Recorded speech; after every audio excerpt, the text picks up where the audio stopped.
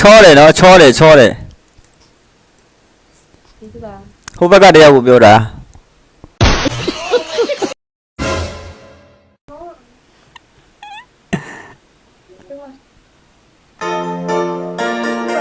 โอเคပါโอเค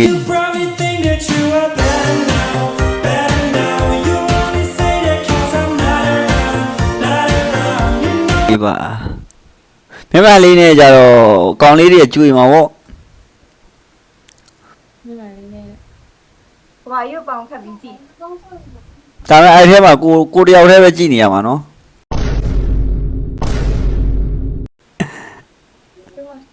အဲ့နေရာလုံးလာတယ်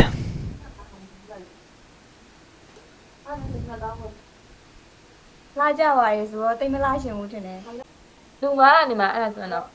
မဟုတ်လားဘူးတိတ်ဘူးလားဘူးမလို့မတော့ချစ်လို့မတာဖြစ်မှာပါ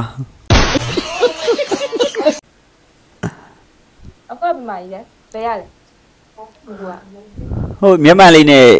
လူရဲ့ရင်ခွင်နဲ့